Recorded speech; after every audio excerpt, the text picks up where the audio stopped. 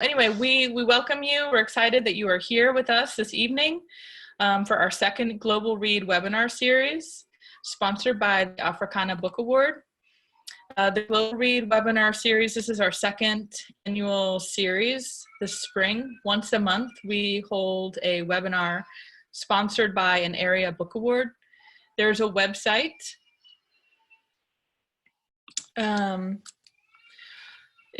There's a website called Internationalizing Social Studies that you can go to see the calendar of all the upcoming events.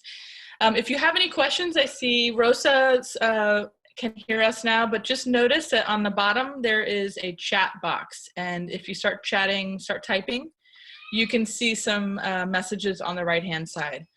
What we're going to do is hold off on questions until the end, and I just want to let you know that if you have any trouble hearing us, there is a phone number. I sent out a link to the phone number. You could call in if you're having issues with your internet and listen in or ask a question with us then.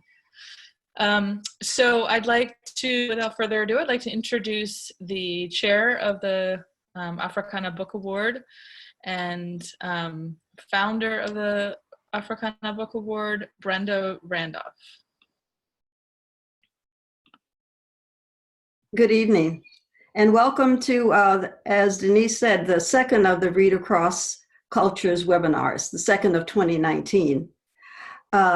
Again, I'm Brenda Randolph, the Outreach Director at the Center for African Studies at Howard University and the Chair of the Children's Africana Book Awards Committee. CABA was founded in 1991, and that's what CABA is, what our abbreviation for the Children's Africana Book Award. It was the first of the Area Studies Book Awards, and more than 95 books have been recognized. If you'd like some information about CABA, recent and past CABA winners, it's available at cababooks.org. We are also pleased to have as a moderator tonight Mobile Ntetwa, who is a researcher at the Zen Education Project, and she's also a member of the CABA 2019 committee. We're very happy to have her here with us. We are so pleased tonight to have 2018 CABA winner Arushi Raina with us to talk about her debut novel, When Morning Comes. Arushi was born in Delhi, India, and grew up in Johannesburg, South Africa, which is the setting for When Morning Comes. She has lived in lots of places: Egypt, Nigeria, the US, and most recently in Canada. She began When Morning Comes when she was a student at Vassar College. And now let's meet Arushi. Good evening, everyone. It's lovely to be here. I am calling in from Vancouver, Canada, and yeah, it's great to come together on a virtual platform, and I'm really looking forward to hearing your thoughts and your questions. So please do keep them coming, and I'm sure we'll deal with them at the end. So for this session, I really want to frame some of the key questions and thoughts that I've had after taking this book not only to Canada and the US, but South Africa, and most recently India, and the type of questions I get from teens and some of the lessons learned from different teachers who have started piloting and teaching this book. So again, very, very open to any questions and feedback. We're always learning. And I'm just excited to talk a little bit about the book with passionate people such as yourselves. So I'm going to share my screen and walk you through our piece here. So you should see a screen pop up here. Does everyone see the screen? Okay, great. So, the title of this webinar is really Apartheid South Africa, Youth, Resistance, and Fiction, which is a mouthful, but the world we live in today is a mouthful. And and as educators and teachers and people in the community, I think it's so important to think about what it means for youth. So one of the most powerful things that I've found shopping this book around or talking in schools in this book is using history as a vehicle to talk about the complexities and challenges of today, and the power that this book has, even though it's not set in this present, to explore that. I'm going to talk through a little bit around my background just very briefly, so you know who you're talking to and kind of what the book is about. Talking a little bit around the history of apartheid South Africa, and I know I've got a very educated panel here who I'm sure have a different perspective. I'm just going to provide a very simple, bare bones structure with which to navigate and draw some parallels. And then I really want to go into, you know, some of the key themes of this book and different ideas and thoughts around how to workshop and share this book, not only for English, but also for social studies as well. And I've had examples from between grade 9 and 12. So it's actually quite a broad spectrum of learners who engaged with this material. So I start with Nelson Mandela because, you know, for those who are not, you know, from South Africa, you know, sometimes Nelson Mandela is maybe the one person, you know, besides maybe Trevor Noah now, who they can connote to, okay, this person's from South Africa. And, you know, Nelson Mandela is really the backdrop of how we, you know, try and engage with this idea of resistance, sacrifice, and peaceful, nonviolent resistance. And as students engage with this material, sometimes starting with Nelson Mandela is a good grounding because I've at least heard his name. More deeply though, you know, I think what's important to realize is, you know, Nelson Mandela is really a symbol for a larger resistance movement in South Africa. And this story occurs in the time when Nelson Mandela was in prison, which is why you have this image here. It really occurred when, you know, him and other senior leaders of the resistance movement were taken out, either out of the country, either killed or jailed. And what happens when you lose leadership? And that's really what my book is grounded in, that history in the 70s, when that gap, that leadership vacuum was occurring in the country. You know, the way I frame it to students is, you know, Nelson Mandela is in jail. So what do you do if you have, you know, issues with the government? Who do you turn to get to your answers? And really the answer is leading to youth. Youth actually design their own solutions. And that's why it's so powerful to bring this book into schools, is that it's not really, you know, like World War II literature where you have some teens inserted into the mix.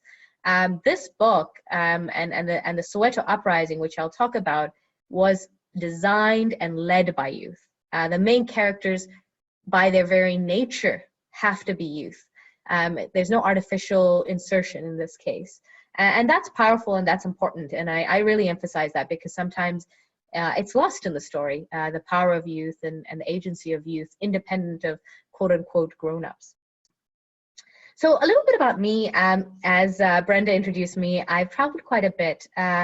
I grew up in Johannesburg during the late 90s, so the Truth Reconciliation Commission really up to kind of the early 2000s.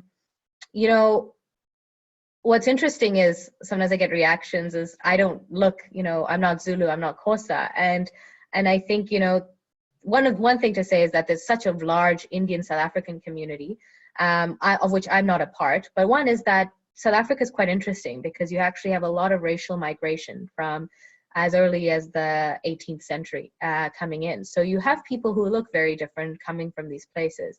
And when I was in South Africa, it was interesting because I was always called Indian, but my identity wasn't questioned because in South Africa, there are a lot of quote unquote South African Indians.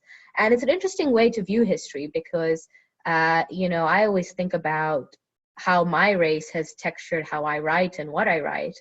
And as well as growing up in Johannesburg. And one of my character's lines, you know, she says, being Indian is confusing. You know, you have uncertain loyalties. You know, the police can't tell what your loyalties are. And I think to some extent it's true and it's not true, but it's definitely shaped how I am as a writer, somewhat of an outsider in some racial dynamics and sometimes very much in the mix. In addition to South Africa, as Brenda mentioned, I've really lived kind of around the African continent for quite a while, living in Egypt and Nigeria as well. And you know, for me, the reason, you know, why this book is so near and dear to my heart is that I'm not writing I'm not writing a book meant for children. I'm writing the text as I best think it can be written, given we're talking about a youth uprising in the 70s. So you know, the discrepancy of taking content and dumbing it down is really not something I believe in. I really believe that youth is, especially today, but you know, in all parts of the world, are exposed to such complexity and challenges, and there's no need to dumb things down. And if anything, is to provide a context for difficult conversations to happen. And I think that, you know, historical fiction has this way of making history breathe. So the first time I shared this class, this book, and it was in manuscript format, was in Vancouver, Canada, and you have a group of quite wealthy young people who have never even set foot in the continent of Africa, don't know anything about South Africa, and you have this one teen boy sitting in the corner there, and you know, we're not sure if he's engaging or not, and then you know, the teacher turns to me at the end and says, you know, your book is the first he read in the whole class I've done with them. And in the question and answer period, he puts his hand up and says, well, why don't they teach this in class? Why are we learning this boring stuff? Why aren't they teaching this book in class? This is so much more interesting. And I know I'm convincing, I'm preaching to the converted, but I think that's why I really feel this book is really in social studies and in English. And it really does, you know, stick to some of the main events of the Soweto uprising and explores apartheid, but in a way that is, you know, really using the story to its advantage. And that's really the kind of way I wanted to engage with historical texts when I was young. So that's really where it's coming from. The last theme I wanted to talk about, which is important to me, you know, we talk about cultural appropriation, we talk about, you know, whose real story it is. And, you know, I grapple with those questions every day, and every day when I think about this book and any book I'm writing. And I think, you know, part of my reality and part of what I'm really believe as a writer is to step carefully. And what I mean by that is, you know, questions of whether you're telling the right story in the right way are present with you right till the end of the manuscript. No one is exempt from these questions, least of all myself. I think, you know, for me, the text is emerging, and I'm always looking for corrections and dialogue and openness to evolve the text. For me, lastly, I think it's growing up in South Africa is the impetus for writing this book, and using primary accounts. And I think that has forced me to actually be quite scared when I first wrote this book, because I was aware of the complexity and what I was delving into. I'm grateful that I gave it a shot, and I had such support from, you know, your awarding agency, but just many, you know, the community around the world, and even, you know, some great communities in South Africa as well. So wanted to talk a little bit of, you know, before we get into apartheid, what really happened in South Africa, and apologies for those of you who are already all over it. But very quickly, I mean, South Africa, as many places in the world, you know, started as a trade post, and really, you know, saw some early settlers coming in from Europe, and using, you know, South Africa more as a trade post, not with long-term settlement. And a number of things, including the discovery of gold as well as the climate, really suddenly propelled huge settler colonies, and really the question of colonization. And so what you had in South Africa was not only, you know, this, you know, racial colonization, but infighting between different powers, which crystallized into the British form of colonization and the Boer form, which is really the descendants of the Dutch who'd come and settled in South Africa in early years. And so it's really important when we look at South African histories, understanding that the backbone of some of the tensions is actually the tension between the British and the Boer. And, you know, one of the reasons why we had, you know, the advent of apartheid and the way it was articulated was the need for the Dutch or the Boer population to articulate their identity distinct of the British, and to declare agency distinct of the British, but also create a structure where they gave the British some implicit power, so they created some level of harmony. I think, you know, what's, you know, you'll see in the text in the book, I use a variety of words. Some are very much Afrikaans, which is what the Boer, you know, descendants spoke. Language actually got a complex origin, but Afrikaans is really some of the words sprinkled in. You've got some Xhosa and Zulu as well, which really become almost normal parlance in South Africa where you speak English and a mixture of these other words. But what you saw in the early 1900s was really the rise of the National Party, and really the formalization of racial institutions that were already there, but really institutionalizing and creating a structure around them in a way that was bizarre. I mean, one of the things when I was in school in South Africa, when, 97, 98 South Africa, when they try to explain apartheid to me, they always started with a pencil test. And I think it's a powerful one to talk to kids about if they don't know about it, was in some cases to understand if someone was colored, black or white, the racial institutions at that time would actually stick a pencil through your hair.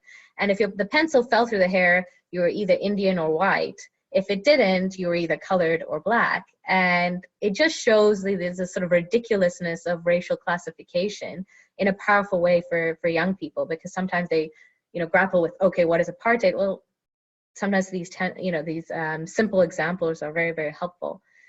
The development of apartheid, as a system, it was researched, it was architected. That's what we always say about South African apartheid. It was architected.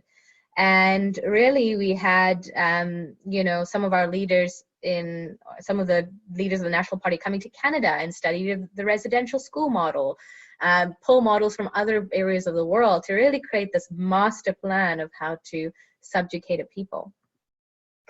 So what we found in sort of the latest stage of apartheid, I'm skipping several decades here, is, prior to the 60s, you did have a movement of nonviolent resistance, both from, parties that are now the ANC, a number of other parties, including the PAC, including, the Indian liberation movement that Gandhi started, also really seeded this idea of nonviolent resistance. What you had in the 60s and 70s was really some forces coming to a crux, and this was, sort of correlated with a move, especially within the ANC, but otherwise, of not only, Black consciousness, but this understanding that nonviolent resistance was not getting the results it needed to get.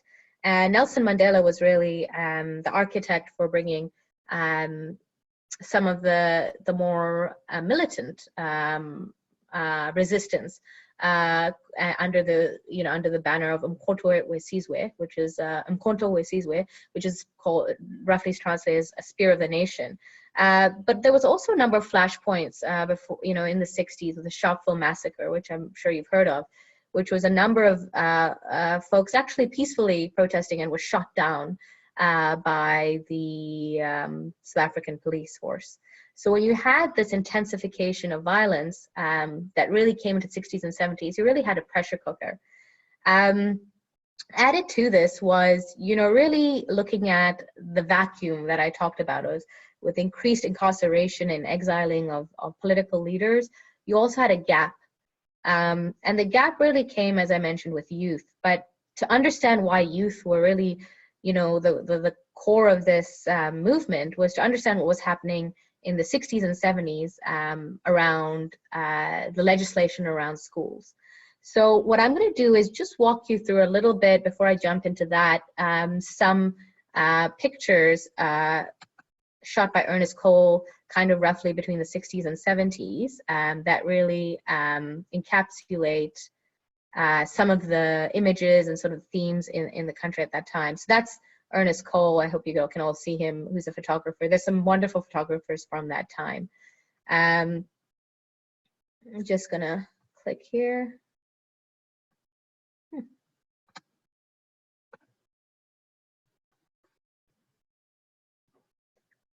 Just gonna clean up this. Okay, great. So Ernest Cole there. I'm just going to read the captions and just let you kind of absorb the material here. Boy in school. A boy clutches a chalkboard in overheated and unfurnished classroom in Ernest Cole's image. Boys playing. Child and nanny. Quote, I love this child, though she'll never grow up to treat me she'll grow up to treat me just like her mother does. a maid quoted by Ernest Cole in his caption for this picture. This relationship. Arushi, I'm Yeah. not sure. I'm not seeing it. I don't know if other people are, but I can't. I'm not seeing Ernest Cole's. Okay, let me do that. Does that help? Now, yes. Okay, great. So let me just start from the beginning. So boy in school is this image. This is called Boys Playing. And I'll read this caption again. Child and nanny. I love this child, though she'll grow up to treat me just like her mother does. A maid quoted by Ernest Cole in his caption for this picture. And this relationship of a working woman, you know, separated from her own family because she's not allowed to live among white people, to serve a white family and really grow to be and sometimes the interim mother, but sometimes really the present mother for this white family's child.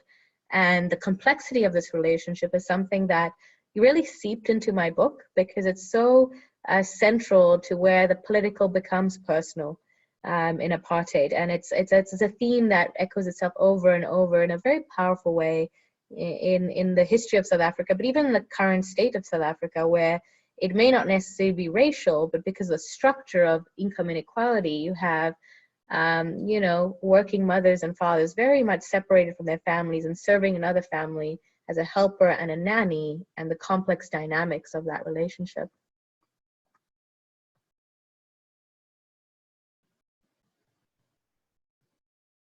I don't know what happened there. Handcuffed men. Black South Africans upon their arrest for being in a white area illegally. So this was a big component of apartheid, as you would imagine. It was formalized through the Group Areas Act and the Pass Laws Act. And what it really did was really contained people according to the race to specific areas. And if you were a Black young boy or woman or an adult, and you either had forgotten your pass or you didn't have a pass or you were just coming downtown or coming to the white areas and you were found, you would be taken to jail. No trial, no questions asked. And this idea that you had to have a license to be in a specific area of your own city is something that is, you know, it really kind of, it encapsulates some of the restrictions on freedom. And as I was writing this book, you know, I knew about the pass laws, obviously, but as I was writing it, I realized because some of my characters cross town, and each time I had to think about their passbook, even when they were just going to go and meet someone, going to go and, you know, go and work with their mom. The logic of needing their passbook, having the logic that a white person had to sign their passbook to give them authority to be in the white area, was so interesting even to write through, because it became a way that the plot constricted itself and tightened in itself. You know, not only, and I think a case of where fiction really echoed reality. Mine recruition. Ernest Cole took this picture of gold mine recruits who had been lined up in a grimy room for a group examination after sneaking his camera into the mine inside his lunch bag. So, you know, this picture, obviously so disturbing and just dehumanizing, but I do go through this series of pictures with youth because, you know, they react to these images, it becomes real to them. And again, I think 16-year-olds are living this reality that we're trying to, not all of us, but some of us want to protect them from. You know, as you probably know, the mine system was really what broke the family structure in South Africa and had lasting repercussions. And really the origins of apartheid was in how, you know, the capitalist machine was trying to rationalize Black labor and get Black labor for mines. And there's a lot of thinking in South Africa around how the mining system actually precipitated apartheid in many interesting ways. Police swoop. A police officer detains a boy who must show his pass in central Johannesburg. Many of Mr. Cole's prints were rediscovered in Sweden in 2006. So, you know, this dynamic, as I was talking about, of even youth needing their ID to be in a city, or being taken away if they were found without the ID, without their parents knowing, and just being taken and then disappearing from anywhere where any one of their friends knew, was very common. You know, the other day I was talking to a South African lady. She was about 36, and she talked about her cousin who was never found in the 70s, a young boy who just disappeared overnight. So this history of not accounting for Black lives is not new, obviously. It just manifests itself in different ways in different places. Riverside. So, you know, this picture is really captures a very rare moment. And it's around, you know, interracial communities, and which there were very few during apartheid, as you would imagine, and most of them were relocated, shut down, and closed off. But Sophiatown and Riverside were two examples of racial interaction and coexistence, and you know, people interacting as close to equals as they could be. As you know, in apartheid, you know, the Immorality Act banned any type of relationship across races. And my book, as it explores the relationships, kind of touches on some of the barriers that law imposed and the pettiness of that law. So I'm starting back at the school image here, because, you know, what happened in schools in the 70s was not only did you have all these conditions and some of the conditions I outlined, but you also had a situation where, you know, a lot of these students were learning the learning school in English with supplementary secondary languages, of which were their own. And in sort of 76, without very much preparation at all, the apartheid government rolled out a policy to enforce Afrikaans for all students in the school, barring, I think, grade 12s, overnight with no infrastructure. And they said, you take Afrikaans and you have to learn all your subjects, math, you know, geometry, geography, all in Afrikaans. And this really was the seed that, you know, or the light, that the match that was struck that really precipitated the movement of the Soweto uprising. The idea that this was just enforced on these schools with no consideration of the conditions is important, as well as the fact that Afrikaans at that time, because of the ruling party, was so heavily nationalistic and Afrikaans oriented, it was a sign of oppression, more so than English. So those are some of the dynamics that really precipitated this movement from the students. So I'm going to go back to the presentation now.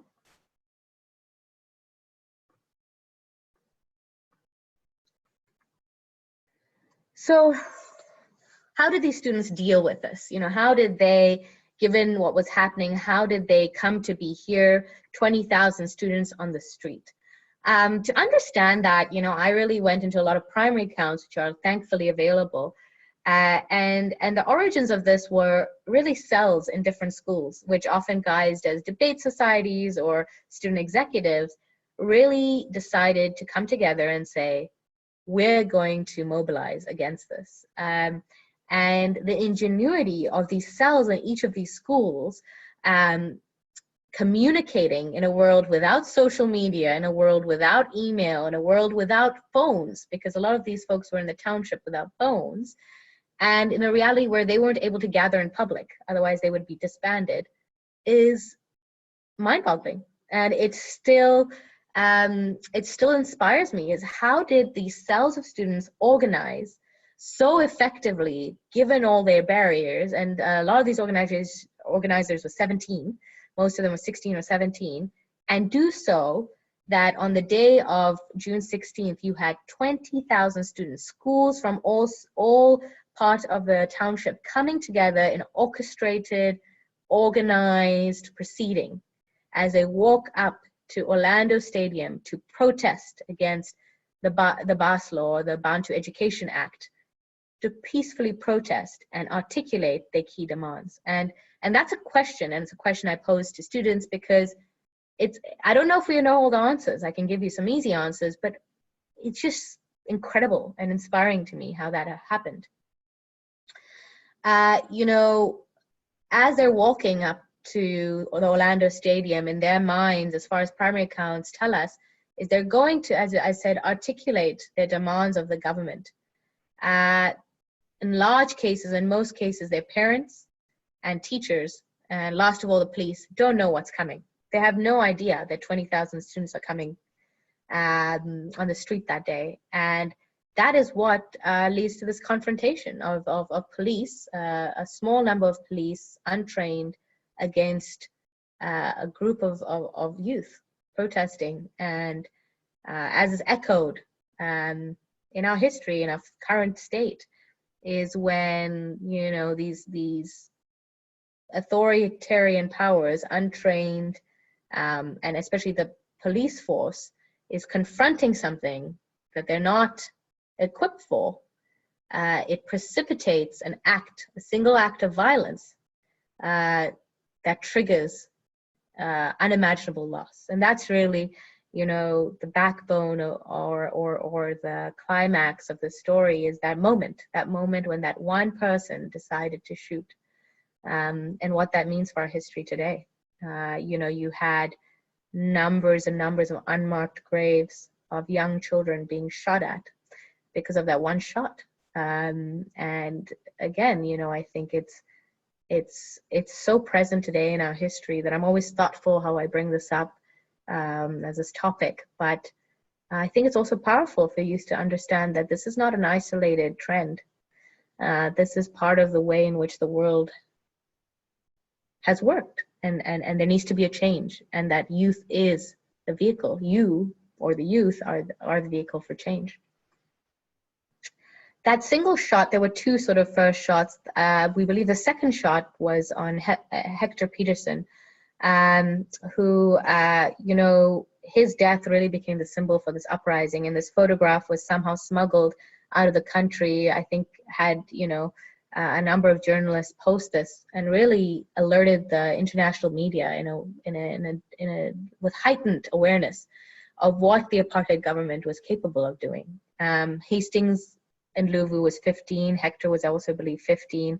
That's his sister next to him, running beside him. She currently actually is helps to facilitate individuals through the Apartheid Museum. But this picture really, if you're growing up in South Africa, it's a very iconic picture for you.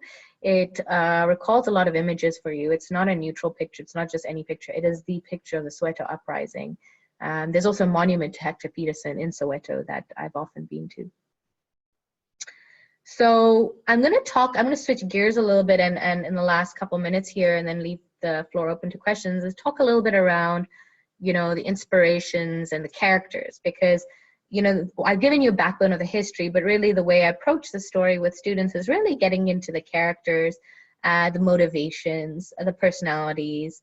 A lot of the school teachers who have taken on this book really have a bunch of students doing exercise around trying to try the different voices, try to role play specific scenes from the book across those different characters, because really the book operates on the mechanics of characters coming across each other, coming from such different realities.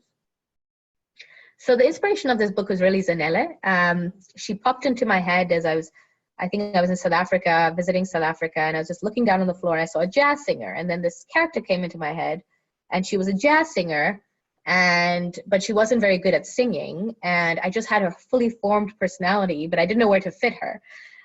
So, you know, I'd like to say I was really smart and knew I wanted to set a book in Soweto uprising, but that's not how it works. It's always a character you fall in love with.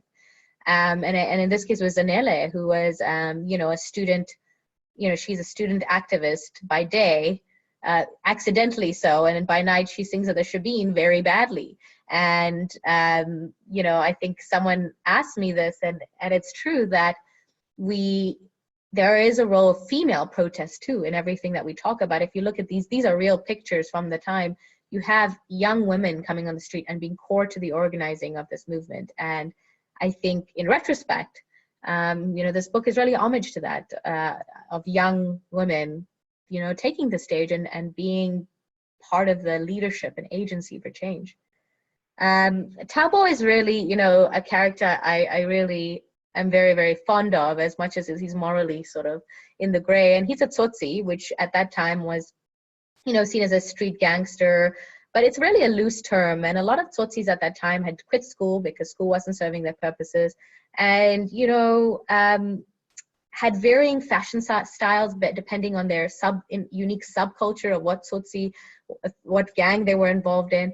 And in some ways, romanticized view of this kind of robbing rich people to serve their own communities, in some cases less so, robbing whoever will give them something. And so Thabo is a young man, you know, 17, who's quit school, and he's a tsotsi. But, you know, what I try to do in the book is really play with that identity and play with who he is behind this mask and his fancy outfits. Mina is South African Indian, so she grows up in between the white and black areas of town, running a shop. A lot of Indians were stereotyped as running shops at that time. So again, I play with that stereotype and also play with what it means to come from the Indian community, not fully, you know, again, not being Indian, having some things you carry from the Indian community, but really being South African and invested in the country in a very unique way. And lastly, Jack, you know, grows up in the white areas of town. And what, you know, when I was writing Jack, someone asked me, which characters, you know, remind you most of yourself, or which character is based on you? And they always think it's Mina. And I say, actually, no.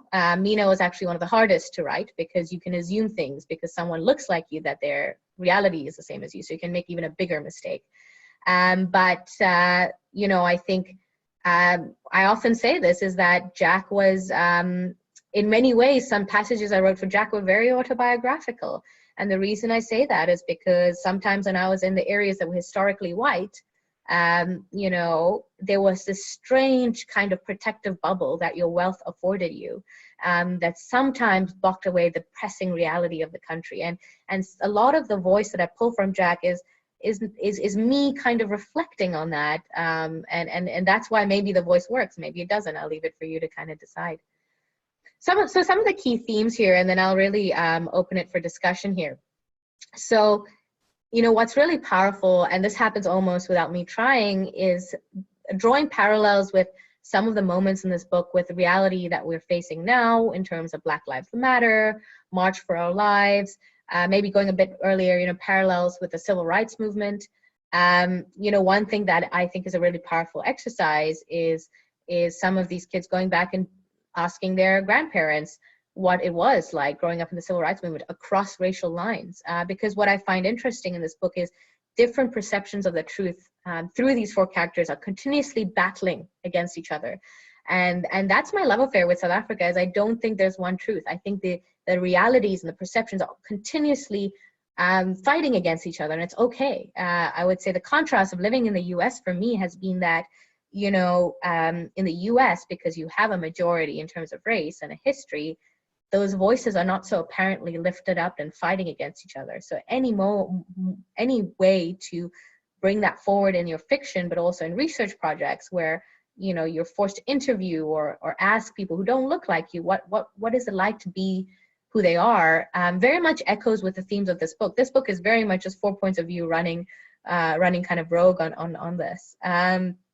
You know, I explore at, again, different difficulty levels, the impact of different points of view in fictional narrative. That's a fancy word, but what I really say in the book sometimes with, you know, grade 8s and 9s is, what about the way in which Zanele tells a story and the way she acts and her history shapes who she is and her interactions with Jack and Thabo, and really getting kind of a sense of the readers getting comfortable with the instability.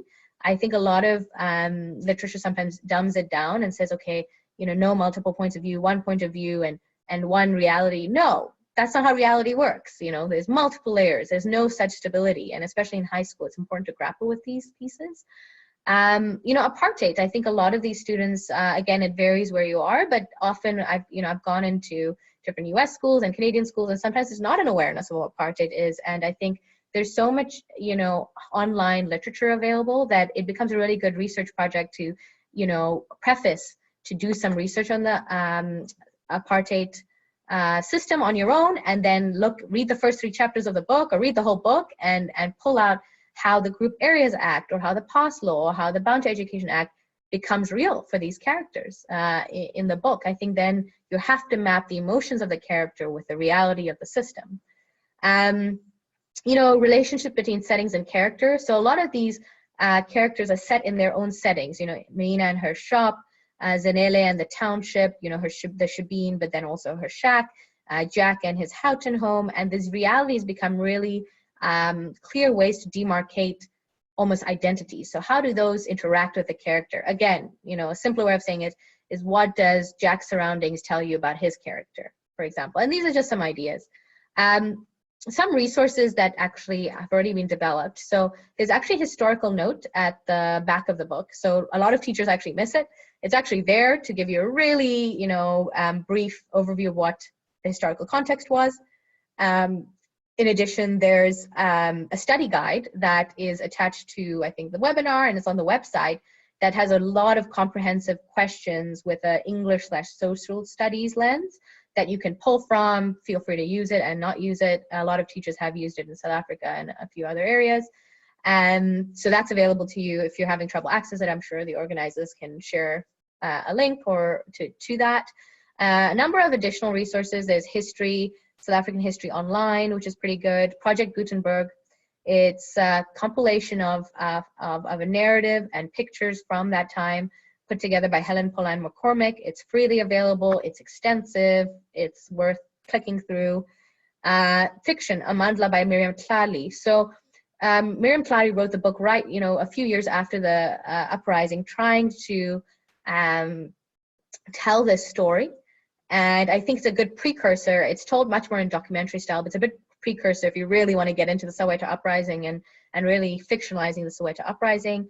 And, you know, as we're moving, we see a lot of, you know, music, like, you know, almost having a playlist to accompany the book. And because a lot of this book happens in Shebeen, some of the, you know, musicians that I would say encourage, you know, if the students are interested in a multimedia experience, I put the wrong name there, but Miriam Makeba, Tanji Klassen, and Hugh Masakela not only sang songs and covers that were very iconic in the period, but a lot of resistance songs that are very, very iconic going forward. You know, if there's any details from an author perspective, my website is arushireina.com. I'm also kind of on Twitter, but my website has a bunch of interviews. I've had an interview also with in South Africa, and more recently the Jaipur Lit Fest. So if, you know, if there's any resources there that are helpful to understand motivation and context, that's all available as well. So I've added some bibliography, but yeah, that's kind of all from me in terms of that me talking component, and I'm really looking forward to hearing any questions you may have. Great, thank you so much, Arushi. So I'll be moderating the question portion. So if people have questions, they can put it into the chat, and then I will read it out. But before we start, I just want to ask one question of my own. Can you talk a little bit about the character development and sort of interaction and attitudes between Jack and Zanele? Like, how did you come up with that relationship and how they interact with each other?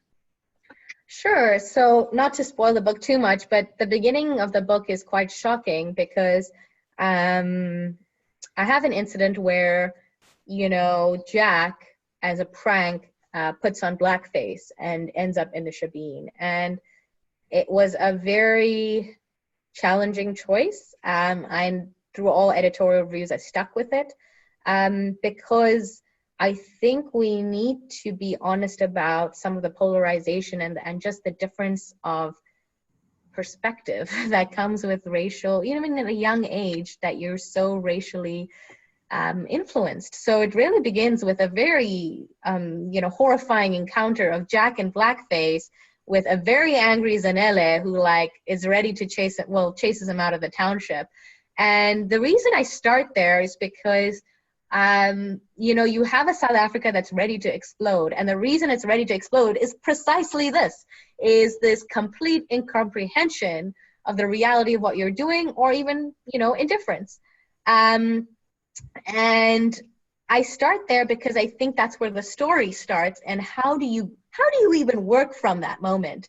And I think what I do there is I play a little bit, and I put, you'll see how, you know, surprisingly, they have these chance encounters that start spinning out of control, which force, you know, each of them to encounter other people's humanity. but also encounter their own, especially Jack's own visible and invisible prejudice. And what's interesting about Jack as a character, and I was very conscious of doing this, is that he's not going out there trying to be a good guy.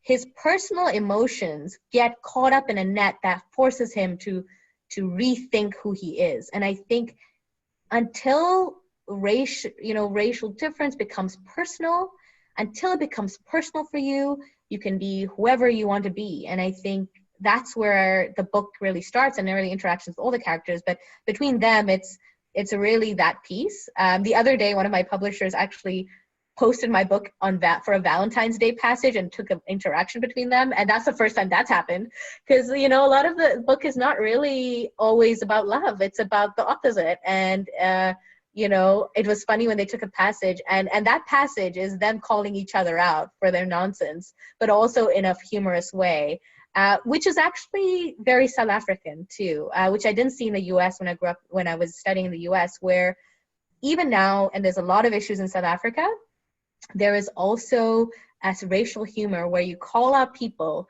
for what they've done, and there's a moment where you can choose to engage, laugh, and learn. And that's still a moment in interactions and humor in South Africa. It's not always the case. Great, thank you so much. I'll start with this first question here from Masego.